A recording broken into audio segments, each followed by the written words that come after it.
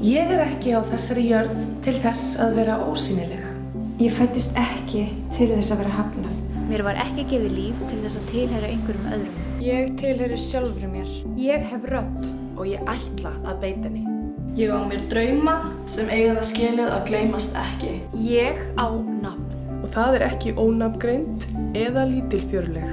Eða ómerkileg. Eða uppnefnd á annan hátt. Daginn verður sagt að þetta hafi verið stundin. Þegar heimurinn skynjaði hæfni mína. Þetta stundin þegar upphafning mín hræðir ykkur ekki lengur.